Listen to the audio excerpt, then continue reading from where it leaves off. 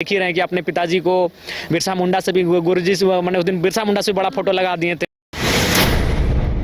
और वो संदेह उत्पन्न कराए हैं सबके मन में कि हाँ ये संभावना है।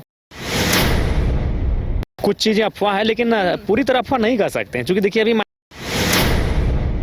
आज तमाम राज्य एक निश्चित अवधि में परीक्षाएं करती हैं, उनके जो एग्जामिनेशंस हैं, लेकिन हमारे यहाँ कोई 5 साल में हुआ है, कोई 10 साल में हुआ है, कोई 9 साल में हुआ है। डुमरी विधायक जयराम महतो इस वक्त हमारे साथ खास बातचीत करने के लिए मौजूद है। बातचीत करते हैं कि जेएलकेएम के चश्मे से जो झारखंड के ज्वलंत मुद्दे हैं, उन्हीं मुद्दों के साथ आप लोग पदयात्रा निकालें, इसका उद्देश्य क्या है? देखिए, इसका उद्देश्य यही है कि जनता जाने कि इस राज्य में घटित क्या हो रहा है, जनता ये समझे कि उनके मुद्दे क्या हैं, उनकी मांगे क्या हैं। तो इसलिए हम लोग जनता के बीच से होकर आ रहे हैं ताकि उनको आभास करा सकें कि इस राज्य में घटित क्या हो रहा है। तो हमारे मुद्दे वही हैं कि भाई जो समस्याएं हैं उनका समाधान हो।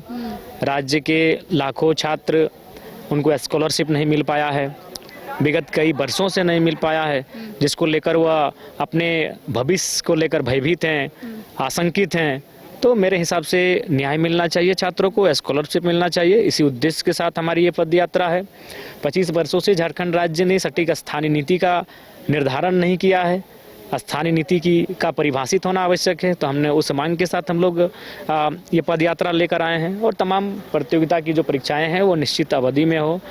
आज तमाम राज्य एक निश्चित अवधि में परीक्षाएं करती हैं, उनके जो एग्जामिनेशंस हैं, लेकिन हमारे यहाँ कोई 5 साल में हुआ है, कोई 10 साल में हुआ है, कोई 9 साल में हुआ है।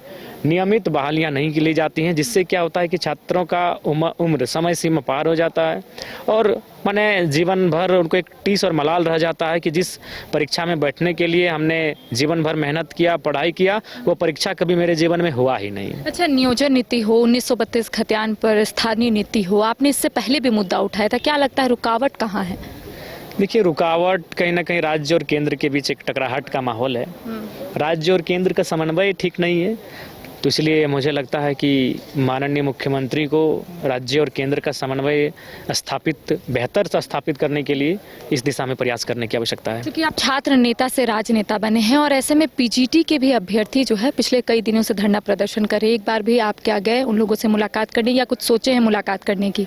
जी, मुलाकात तो नहीं हुआ है और धरने पर बैठे हैं, इसकी जानकारी हमें उनके एक साथी ने दिया है और उन्होंने कहा है कि अगर समय मिले तो विधानसभा में उनकी बातों को रखना है। तो मैं प्रयास करूंगा, क्योंकि देखिए अब आज एक दिन हो गया, एक दिन अनुपूरक बजट पे चला जाएगा, एक दिन राजकीय विधेयक पे चला जाएगा, समय ही नहीं बचता। 1-2 दिन समय मिलेगा डिस्कशन का, उसमें पार्टी का इकलौता विधायक 1 मिनट का समय मिलेगा। ऊपर से अगर वो सवाल के माध्यम से लाते हैं तारांकित सवाल या अल्पसूचित, तो उसके लिए 26 तारीख को ही सवाल का उत्तर देना पड़ता है, सवाल जमा करना पड़ता है। तो उस समय वो दिए नहीं, तो हमें लगता है कि समय मेरे पास उतना है नहीं कि तमाम मुद्दों को हम उठा पाएँ। बजट सत्र लंबा चलता है, 20 दिन का रहता है, उस समय मेरे पास पर्याप्त समय होता है। मैं प्रत्येक दिन बहस में भाग लेता हूँ, लेकिन फिलहाल समय का अभाव है, लेकिन फिर भी हम प्रयास करेंगे।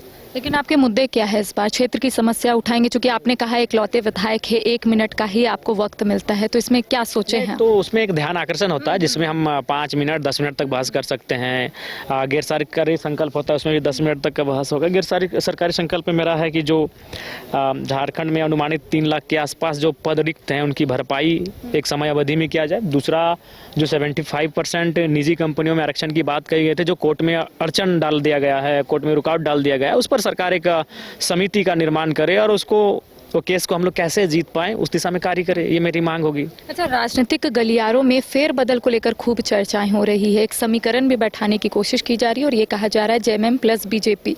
आपने सुना ये खबर? सुने, जेएमएम प्लस बीजेपी की खबर तो हम सुने। माननीय मुख्यमंत्री दिल्ली गए थे और वो संदेह उत्पन्न कराए हैं सबके मन में कि हाँ ये संभावना है।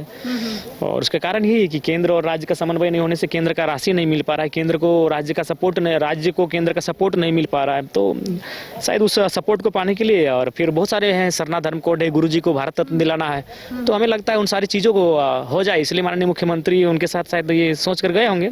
अगर राज्य में जेएमएम प्लस बीजेपी होता है तो क्या लगता है विकास का कार्य जो धीमी अभी रफ्तार में है, वो क्या रफ्तार पकड़ेगा आने वाले समय में? देखिए, चूंकि उन केंद्र में उनके पास दुनिया भर का फंडिंग होता है, तो केंद्र अगर किसी राज्य को सपोर्ट करता है तो जाहिर सी बात है वो राज्य और अच्छा काम करता है। लेकिन ये उचित नहीं होगा, लोकतंत्र के दृष्टिकोण से देखा जाए तो फिर जनता क्या करेगी? तो फिर वोट देने का मतलब ही नहीं है।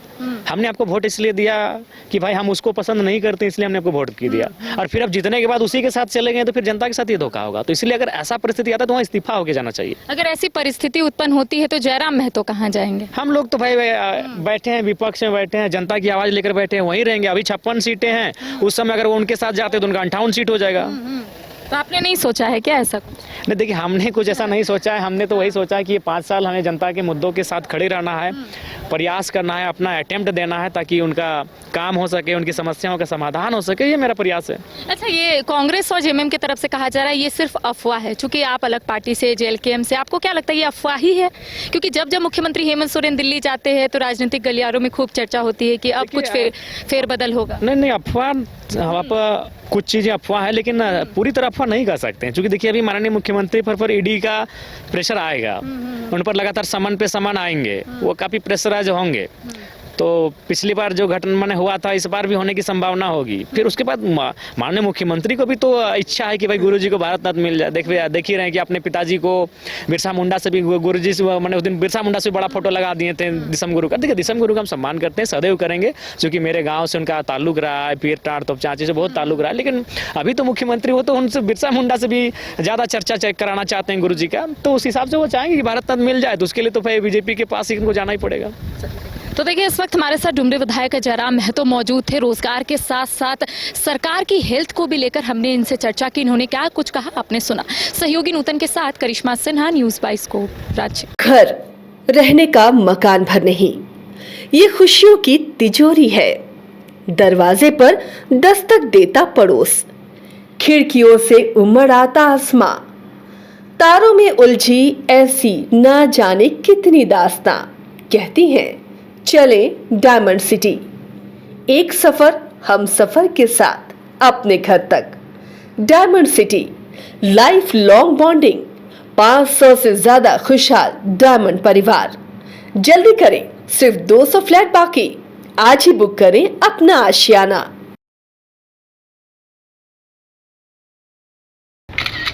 अरे कहाँ चले सुबह सुबह? अरे चिंटू इंजीनियर, घर बन रहा है ना, टीएमटी रिबार लेना है। कौन सा? कोई भी सस्ता वाला। और नया फोन? हाँ। ये कैसे लिया? ये स्टोरेज, कैमरा, डिस्प्ले सब चेक करके लिया है। अच्छा, तो फोन के लिए इतना रिसर्च और घर के लिए? मतलब टाटा स्टील आशियाना पे रिसर्च करोगे तभी पता चलेगा कि टाटा टिस्कॉन 550 HD में है बेहतर ताकत और लचक, जो आपके घर को दे सुरक्षा के साथ सेविंग्स भी। क्या हुआ? पहले रिसर्च करनी है ना। टाटा टिस्कॉन 550 HD, समझदार बने, बेहतर चुने।